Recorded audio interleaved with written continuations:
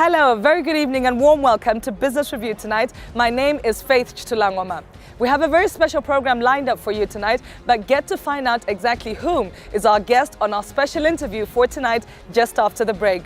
Business Review is brought to you with the courtesy of the Standard Chartered Bank. Right now, let's get to find out which are the top 5 business stories of the week. Number 1.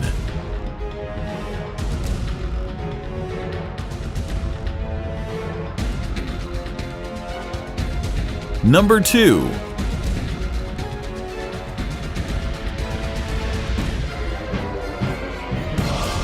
Number 3.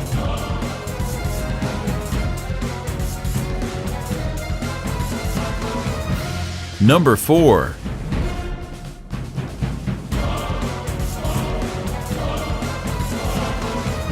Number 5.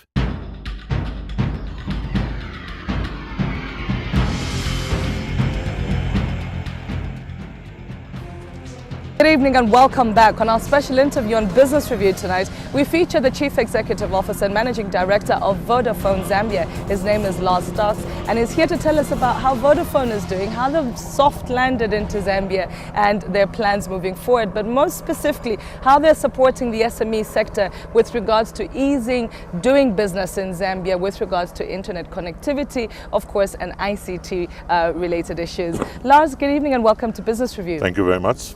Great to have you. Nice to be here. Now let's begin by talking about the driving force. We would love to understand what was the driving force behind Vodafone choosing to invest in Zambia. Okay. Now, first of all, Afrimax, which is in partnership with Vodafone in Sub-Saharan Africa, have 12 licenses across Sub-Saharan Africa. One of them was Zambia. And I've been to Zambia before, 10, 11 years ago, and I fell in love with the country and the people. Oh. And as you know well as I do, the Sub-Saharan Africa is predominantly young people. 70% of the population is below 25 years of age. And I've had a passion for the last 10, 15 years to support young people. So when I took on the assignment to launch Vodafone in Zambia, it's very much based on that, to become a next generation operator, only providing data services to predominantly young people. So how do you support young people? Basically, you employ young people. Right. So we built a young organization to support the youth and also the SMEs. And today we got around 120 people, because it's all digitized, so we don't need that many people. Right. And actually 60 of these people are graduates from universities of UNSA or CBU, CCAS, and so on and so forth. Right. And we also got around 300 brand ambassadors that works for us in the country. We signed up with 10 universities in Zambia. So the whole vision was about building a young organization to support youth and SMEs. We launched services in June of last year, and it was very, very successful. We got more subscribers on the network that we had even dreamt about, because we hit the right mark. As you know well as I do, the demand for data service is ever increasing. Right. The best yardstick to use is probably Facebook, that we all know. Yes. But Facebook in all countries in Sub-Saharan Africa is growing about 70% a year. And in Zambia now it's around 1.8, 1.9 million people actually using Facebook. So there is a significant increase in demand for quality data services. Because again, when you use Facebook, much more of that is rich media, it's video, and so on and so forth. So you need good connectivity. Right. And that was one of our key pillars in the strategy as well, to provide a high quality service to the consumer, which is something the Zambians haven't been sort of used to in the past, particularly in data services. So we launched in June, as I said. It was very, very successful, and we are moving very fast forward now with many other exciting things. 1 year down the line, are you happy? Are you satisfied with the progress that you've made with regards to market penetration? Yeah, I'm very happy. I think we, again, because we have a tremendous focus on 2 segments, which is youth and SMEs. Yeah. Now, as part of the youth program, we developed a platform called Jump, And the Jump platform is basically there to help young people empower themselves or try and better themselves through education, to focus a lot on entrepreneurship and also lifestyle and entertainment, which is part of what's in the student's mind. Right. That's very successful as well. And we got more than 100,000 sort of followers on that. And we recently launched Jump Academy, where we provide online video lectures from the most renowned professors or lecturers in Zambia, but even lectures from Harvard University in the state. And that provides the young people with an opportunity, wherever they are, to benefit from this education program. And it's all free for the youth. Right. The data doesn't get depleted, so it's a zero-rated site. And we also launched music on that platform recently. Now, so again, young people, and there's a lot of students in this country, around 4 million, yeah? But it's not only Zambia, we actually launched exactly the same vision now in 3 more countries in Africa. Cameroon, Ghana, and Uganda. And as part of the Zambian success, we set up the regional headquarters in Lusaka, which is the first from a telecoms perspective, really having our young people develop products and services for the other operations in the other countries. Right. And so now, with regards to your approach with the young people, which has been very strategic, I must say, do you feel that your products are competitive in terms of pricing and affordability for the young people, and are they connecting with the brand? Well, I think if we start with the brand, the Vodafone brand was strong even before we actually moved into the country. We were talking about brand awareness level of around 60%, which is excellent when the brand isn't even in the country. And that predominantly is due to the exposure from South Africa, but also the Manchester United, the football club, was sponsored by Vodafone for many years, and you know, the interest for football or soccer in this country is very high. So we started on a good footing, and today our brand awareness is up at around 75-80%, which is quite good only after 10 years of being in operation. Now I think young people aspire to that, to be part of a global brand. Clearly our young people that work with us within the organization see that as a major opportunity. It's from a career development perspective. So, as I said, we got some interesting products and services coming up.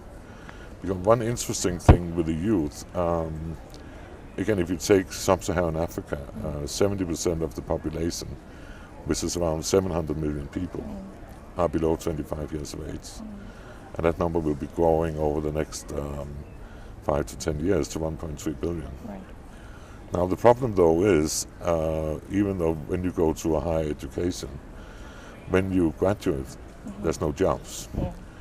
And if you take the unemployment rate, Zambia or Sub-Saharan as a whole, 70% of the unemployment is youth. So what we've looked into, and based on research in universities, there's quite a correlation between young graduates and entrepreneurs, that when they leave universities, they want to set up their own business, or SOHO, or small, medium-sized business. And we are going to sort of help them with that, first of all, through education. So on our Jump platform, you can go in and see, how do I open a business? How can I digitize my business and sort of leapfrog the old world and start with the new world? And that's more about good connectivity, of course. It's about the Google suite of services, email, and it's about social media, how you advertise on social media. You can even get an accounting system access. So it's all digital, and we're also working on a digitized mobile money, so SMEs can pay and receive money via a digital tool. So, and that's something we're looking at launching probably later this year. Great. And that will help further accelerate, I think, the growth and healthy growth of the SME sector, not just in Zambia, but in all the countries where we operate. Yeah. Is that the plan then with regards to creating a very competitive product to Yeah. help grow the SME sector with That's regards right, to yeah. connectivity? That's Right. Now, what I'd love to know, when you recently came onto the market, you had sites, you probably still have, only in selected places within Zambia. What is the plan with regards to expanding it to Yeah, basically? it's like with everything else. I think where do you have the population density? So we rolled out in Lusaka and the Copperbelt. And the reason for that, 70% of the airtime in the country is consumed in Lusaka and the Copperbelt. We just rolled out 50 more sites in Lusaka. That give us close to blanket coverage, and there's more sites planned by the end of this year. But in addition to that, giving again our youth program and our sort of it's in our DNA to support the youth and the SMEs. Right. We're going to roll out to community centers in all the rural areas, in all 130 districts. And that's a project we're just working on right now. And that is basically gives to the sort of the underserved youth in rural areas access to the Jump platform, to Facebook and so on and so forth. Yeah.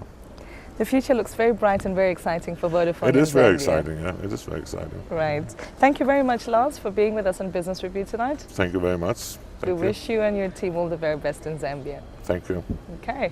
Exciting news coming out from Vodafone designing specific tailor-made products for the SME sector with regards to improving connectivity. He's talking about the importance as an SME of ensuring that you have social media presence, you have connectivity with regards to email, and so on and so forth. These are the ingredients that you need to survive and grow as an SME in Zambia. The very words of the Chief Executive Officer and Managing Director of Vodafone Zambia, Mr. Lars Stork. You're watching Business Review just now. Let's join the Standard Chartered Bank in their diary. Why pay more than 30% interest? Standard Chartered Bank is offering you the most flexible and affordable personal loans on the market with high loan amounts of up to 320,000 kwacha. Call us on 5247 to hear how we can help you fulfill your dreams at only 29.5%. Standard Chartered Bank, here for good. Terms and conditions apply.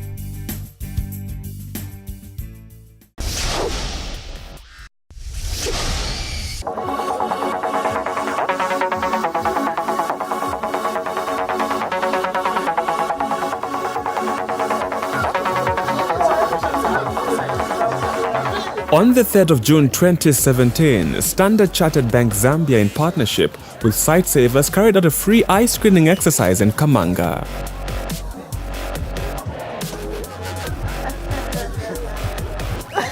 Right now we have another program that we're doing. It's a 3-year program funded by Standard Chartered Bank, and we're working together in Muchinga and Eastern Province and also in Lusaka. So today we are here with the bank. We are happy to have the volunteers and everybody else to come and work together, where we're going to screen people and we're going to give glasses to those that require glasses. And those that require further treatment with their eyes, they'll be dealt with as well.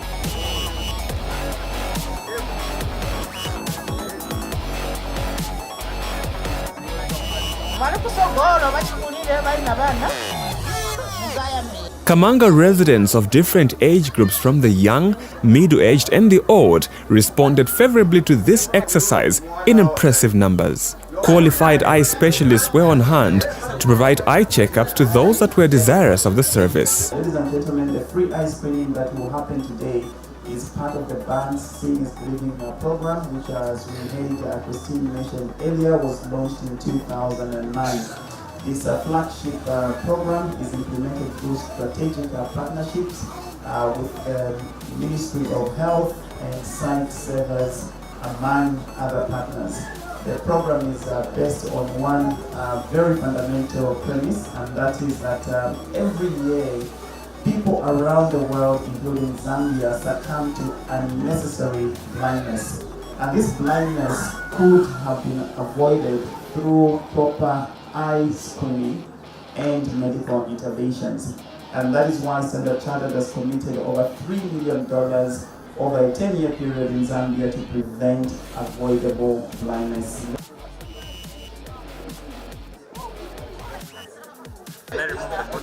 My age. This is what I thought.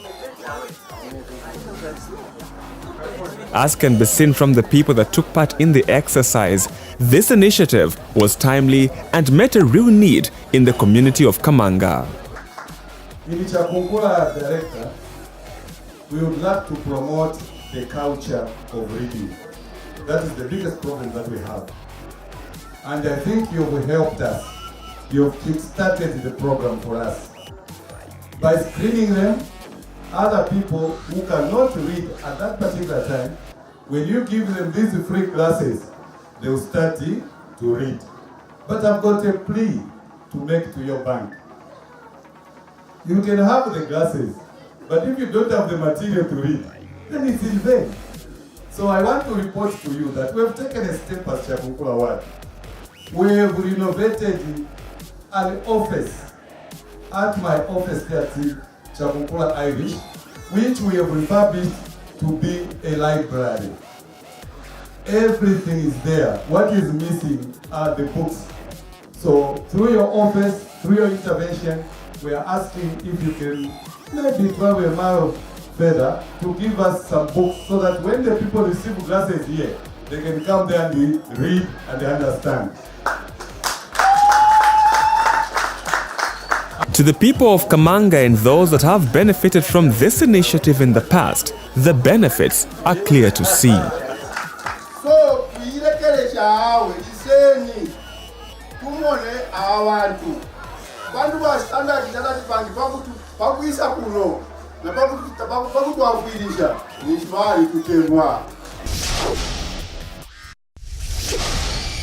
Thank you for watching. That's all we had for you tonight on Business Review. On behalf of my director, Innocent Tembo, I'm Faith Chitulangoma saying good night and God bless you all.